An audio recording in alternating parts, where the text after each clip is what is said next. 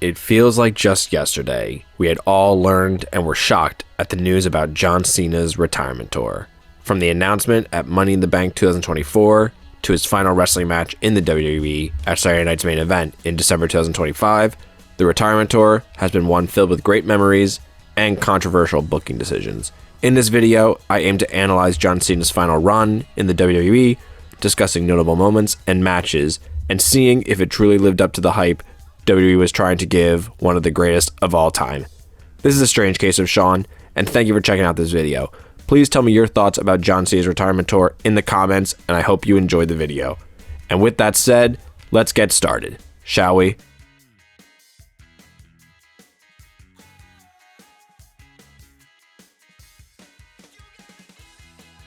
At Money in the Bank 2024, Cena surprised the WWE Universe with an unannounced appearance. Fans all over were happy to see him until he showed his signature towel reading, "The last time is now." Fans were confused and concerned until he announced he would be retiring at the end of 2025. Then most fans were just sad. This was a shocking moment, but it was becoming more clear that he would soon be closing the chapter of his wrestling career to transition to Hollywood. A unique way to announce his retirement, but one that really messed with my perception of time.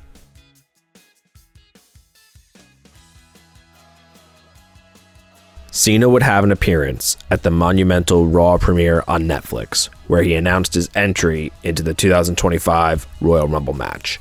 After he announced his retirement tour, I was in the camp to give Cena another Royal Rumble victory, in a way to continue his story of reaching the historic 17th World Championship. Maybe it would have been for pure nostalgia, but I still think it would have been a good move.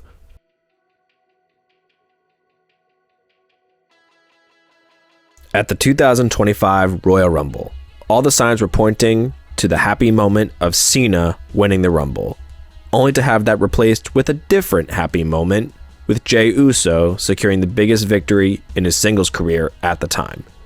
This unexpected surprise victory was mostly a welcome one, but became a roadblock in Cena's quest to becoming world champion once again. There were other ways of getting Cena that opportunity, but certainly nobody expected what was going to happen next.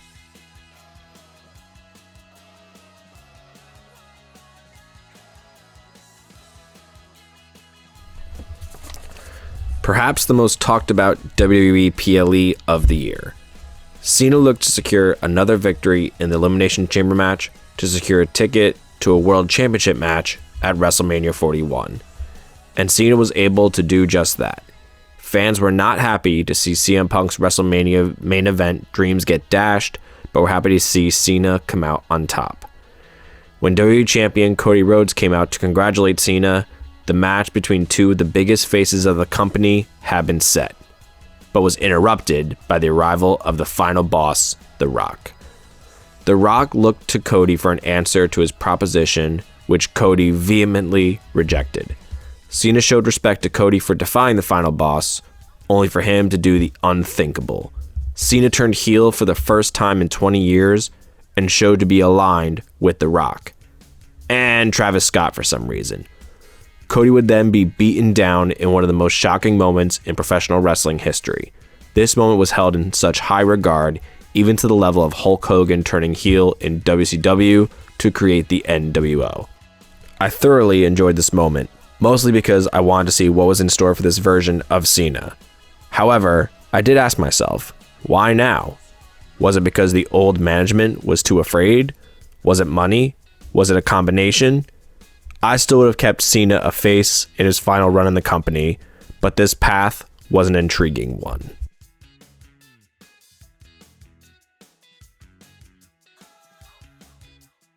This new Cena changed nothing, except his positive attitude. He kept the same music, moveset, and bright colored attires, but was on a mission to ruin the image of Cena people knew and loved, and looked to ruin wrestling as fans knew it, citing that the fans were responsible for making Cena's bitter feelings come to the surface. On night 2 of WrestleMania 41, Cena accomplished the tremendous feat of winning his 17th World Championship by defeating Cody Rhodes and winning the WWE Championship. It was cool to see Cena achieve this accomplishment, But the decision to have Travis Scott provide distraction without The Rock was quite questionable. I understand The Rock's tight schedule and maybe couldn't make Mania, but if Cena was always planned to win, they should have gone a different route of him cheating to win the championship. Scott's appearance without The Rock in the main event of Night 2 of Mania to help Cena just lessened the overall impact of the moment to me. If The Rock had been there, it probably would have had more of an impact, but we had just seen them both at the end of Elimination Chamber, and they could have waited to turn Cena heel at Mania, but then that would have felt too similar to the Austin and McMahon storyline. Perhaps a better ending would have been Cody retaining the championship, with Cena having to delve into his bag of acting tricks to show disappointing facial expressions, but then celebrating Cody's win. Then on the Raw post-Mania, do the heel turn with The Rock. And Travis Scott, if need be.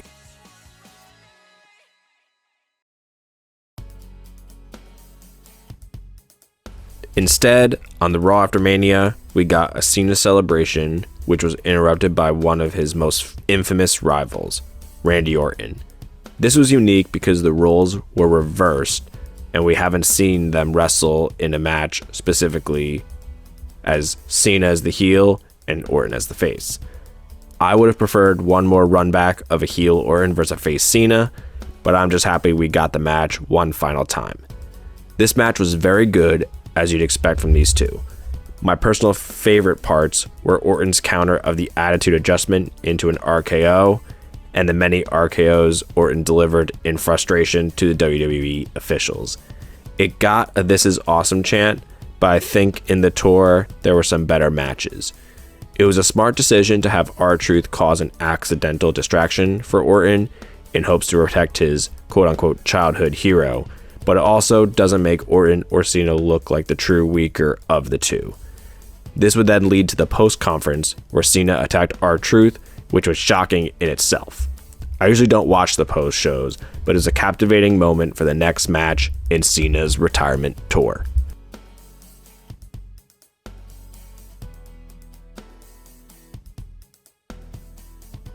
In a match I really wasn't expecting, we actually got R-Truth taking on John Cena at Saturday night's main event. Side note, I really do like the fact they are trying to make the show feel like a big deal again.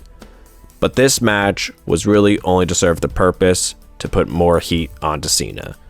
Not that I was expecting a victory from Truth, but the match didn't have much stakes, so I wasn't so captivated by this.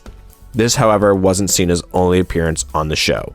He would actually interfere in the World Heavyweight Championship match with Jey Uso, who defended against Logan Paul. This would ultimately lead to the return of Cody Rhodes, which would lead to a tag match between the duos at that year's Money in the Bank. This was again questionable, but I think they wanted a star-studded attraction to bring eyes to the PLE besides just the Money in the Bank matches. This felt kinda forced.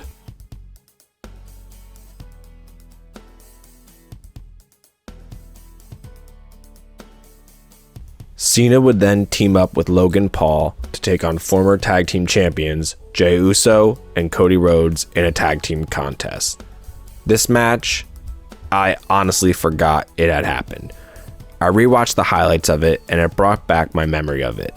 This match was fine, and again, it felt forced, but I mostly remember R-Truth making his return after his controversial release. I honestly wish this would have been just a rematch between Cena and a more serious R-Truth.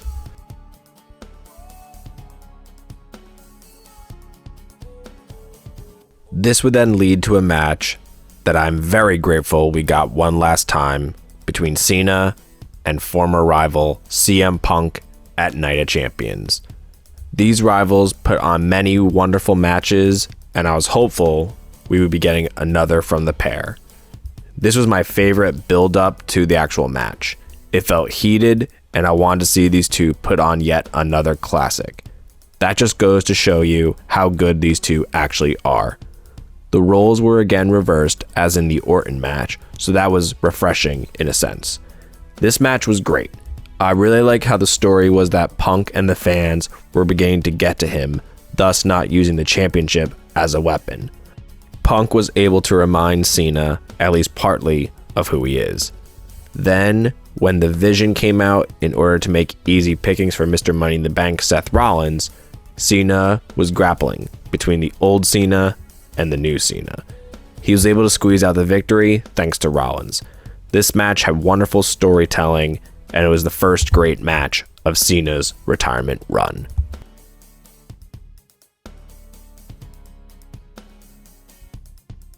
The writing was on the wall, at least to me, that this heel run of Cena's was an apparent bust. Not necessarily his fault, but a lack of faith of the WWE in its success. It seemed to be done for pure shock factor, and even if there was a plan for it, WWE didn't do the necessary checks and balances to ensure it could stay on trajectory. This would lead to John Cena unceremoniously turning back to being a babyface. He spoke about the errors of his ways over the course of the past few months and how he felt abandoned by Travis Scott and The Rock. Cody Rhodes would win the King of the Ring tournament and would earn a championship match against Cena at SummerSlam, but this time in a street fight. This match was fantastic. Both men took each other to the limit and deserve a lot of praise. I really enjoyed the story of this match, being the two mega babyfaces refusing to hold back against each other, vying for that sole top spot atop the mountain. This match would bring Cena's historic 17th to an end. And if that wasn't upsetting enough, we also got a Brock Lesnar return right after the match. Yay! But we'll get back to him later, unfortunately.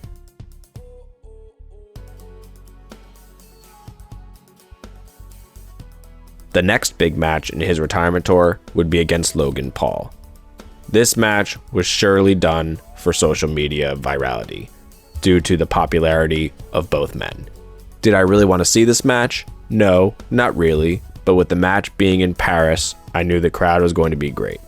Cena's already a proven GOAT, and Paul's athleticism is remarkable. I personally may not be a fan of Paul, but to question his wrestling capabilities is foolish. This match was fine, but it was purely done to get social media numbers up. This match wasn't disappointing, but I can name multiple other matchups for Cena I would have rather seen.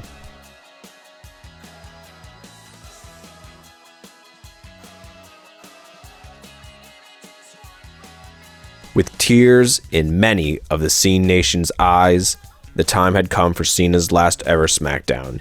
He would actually answer Sami Zayn's United States Championship Open Challenge, which was a great nod to when Zayn answered Cena's Open Challenge some years ago. But I also love the connection from those Open Challenges all the way to Cena's main roster debut against Kurt Angle in his Open Challenge that arguably is the starting point of the Ruthless Aggression era. This match was a very fun TV match, but it was ultimately ruined by Brock Lesnar, who would attack both men, making the match result in a no contest, which leads into the next match in Cena's retirement tour.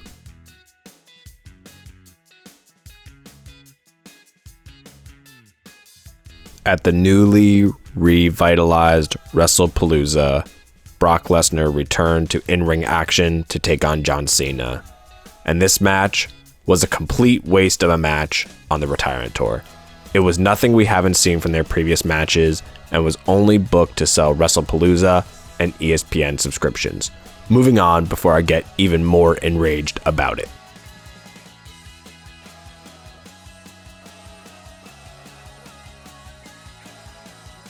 From the worst match of the tour to the greatest, this match is my favorite from the retirement tour.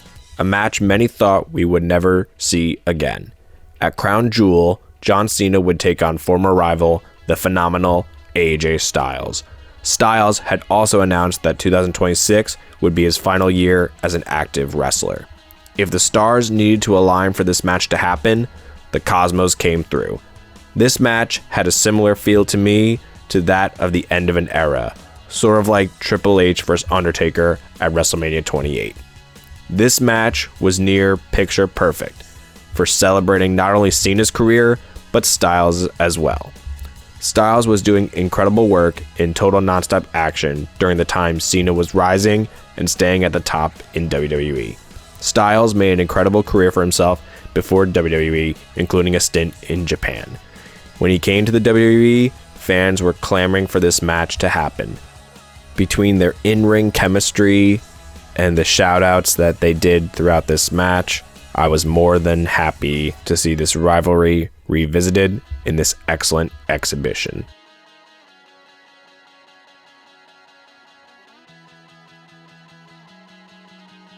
The sun was beginning to set on this retirement tour as we move on to discuss his final Raw appearances.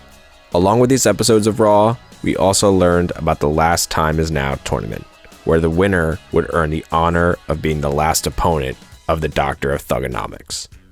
In Cena's last appearance on Raw in Boston, Massachusetts, Cena challenged WWE Intercontinental Champion Dominic Mysterio. I was very disappointed that one of Cena's last matches was going to be against Dominic, but I was happy to see Cena getting a shot at the one championship that had eluded him for so long in the WWE. It was cool to see Cena win another championship in his final run, but this match was nothing special to me. More pros outweighed the cons here. In his final Raw appearance as an active competitor, Cena teamed up with Sheamus and Rey Mysterio to take on the Judgment Day. This seemed like a fun match, more geared towards a house show though, I'd say. Maybe I would have preferred a one-on-one match with Finn Balor rather than a multi-man match, but I get that they were trying to protect him for his final upcoming matches.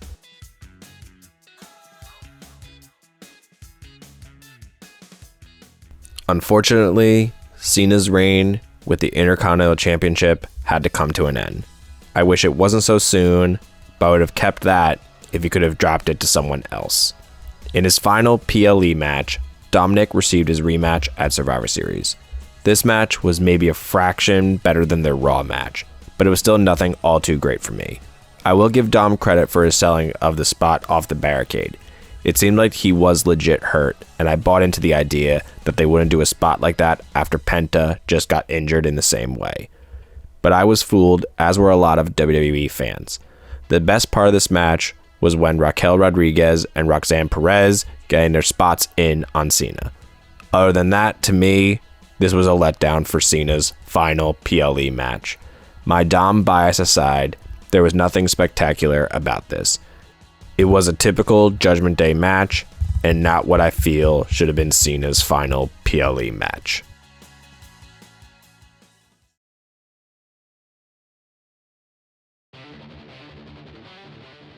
In Cena's final match, he would take on the winner of the Last Time Is Now tournament, the formidable Gunther. Gunther returned to action after an injury and reverted back to his NXT UK or Walter version of his character. This opponent was perfect for John Cena. The characters are polar opposite to each other. Besides the lack of time to properly book the match, this match is one I'd been wanting to see for a while. Gunther's credentials speak for himself, putting on bangers of matches, long title reigns, and even retiring Goldberg. His wrestling resume would grow even more impressive with a victory over the leader of the C Nation. Maybe because it was Cena's last match, but this was so much fun to watch. It had many memorable moments. I'm usually not fond of the referee taking so many liberties, but with this being an exhibition technically, I looked over it. Gunther came out of the match being able to add the accolade that he defeated John Cena in his last match ever.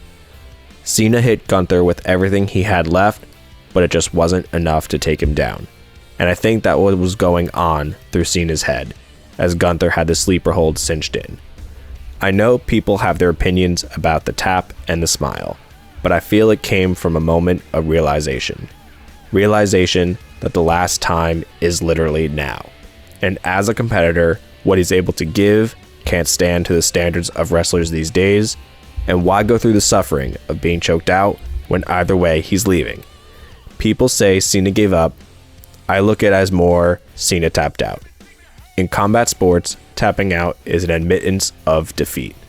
Gunther has Cena's number, and Cena possibly thought, I'm beat here. Gunther is the better man. You can look at it as giving up, but I looked at it as more self-preservation. Some say Cena should have passed out, like Austin did to Bret Hart, but I don't think that would have been the greatest visual for the conclusion to his last match. I see no problem with Cena tapping out. Yeah, I don't necessarily agree with the smile though.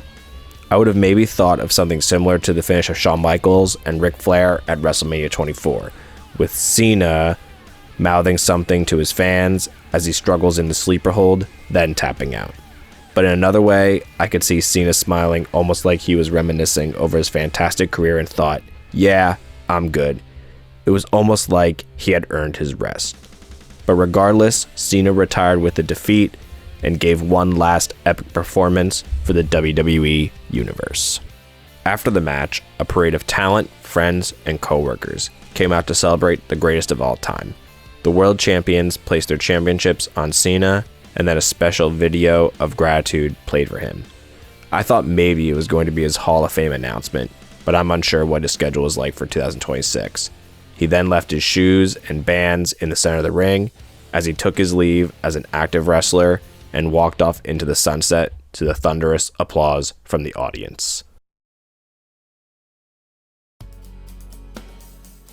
I distinctly remember John Cena arriving in WWE to answer Kurt Angle's open challenge. I then watched him pull a 180 with his character, becoming the Doctor of Thugonomics, which is where I first became a fan of his. I remember celebrating wildly when he defeated JBL at WrestleMania 21, and celebrating wildly again when he returned at the Royal Rumble 2008. But then I remember becoming disillusioned with him and finding myself joining in with the Cena sucks chants. I became a fan of other wrestlers and wanted to see them succeed, and I felt they had a tough hill to climb, especially with the WWE mentality of keeping Cena strong. I mean, look what happened to the Nexus.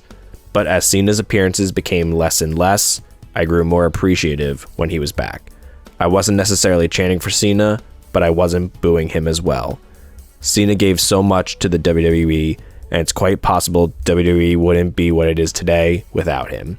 Perhaps professional wrestling in general wouldn't be what it is without him. And for that, I thank you sincerely, John Cena, for everything. Tell me your favorite John Cena memory in the comments. Stay strange, stay awesome, and I'll see you in the next video.